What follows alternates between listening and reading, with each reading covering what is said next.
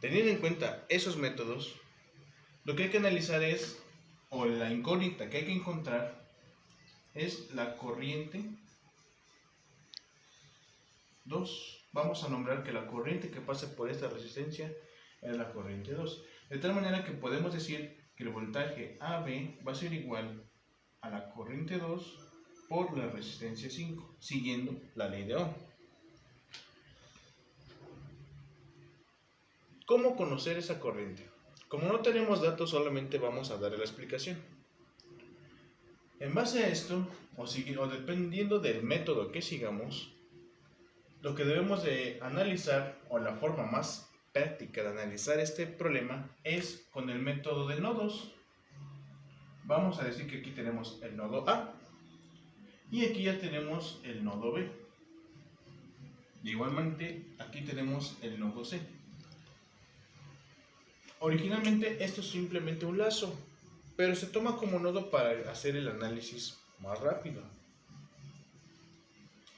Ahora, encontrando esta corriente, hay que saber qué corriente es la que fluye de aquí para acá. No nos importa mucho ahorita el sentido, sino el valor de la corriente. La otra manera es por el método de mallas. El método de mallas aquí es más práctico. ¿Por qué motivo? Bueno, porque tenemos una supermalla o aquí un supernodo. Depende del método que se elija, va a ser la manera en la que se va a resolver. Pero si es por supermalla, nosotros ya tenemos aquí una corriente que conocemos, es decir, una fuente de corriente. Y el concepto de supermalla nos indica que cuando tenemos una fuente de corriente compartida en dos mallas, todo esto ya se convierte en una supermalla. ¿Sí? ¿Por qué motivo? Porque si hacemos aquí esta malla, diciendo que es la corriente I1 y aquí la corriente I2, pues simplemente aquí lo que vamos a tener es que I2 menos I1 va a ser igual a 300 mA. Quiere decir que ya conozco esa ecuación. Lo que nos queda, que al momento de hacer la supermalla solamente nos queda esta malla. Es decir, tenemos la ecuación de la supermalla y la ecuación de la malla normal. Ahora, este es un circuito complejo o complicado para poder explicar los métodos o las maneras en las que se puede encontrar esta incógnita. Pero podemos toparnos con un circuito más sencillo,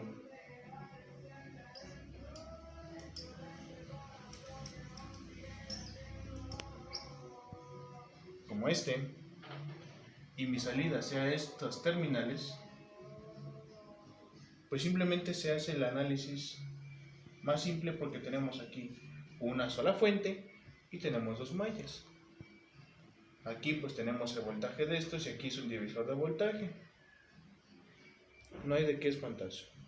Hay circuitos desde muy sencillos y más complejos, pero la forma de resolverlos es igual, aplicando ley de Ohm, ley de voltajes de Kirchhoff, ley de corrientes de Kirchhoff, el concepto de supermalla y el concepto de supernodo.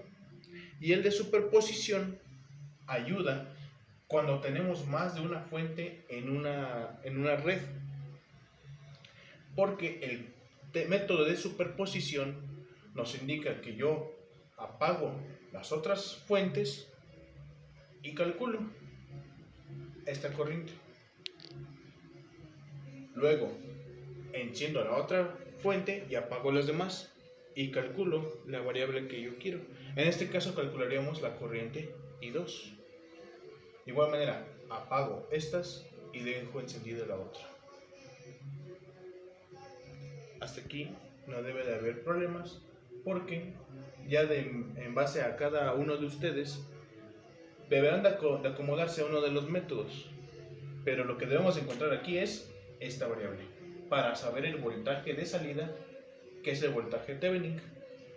Sabiendo eso, yo ya tengo mi circuito Thevenin,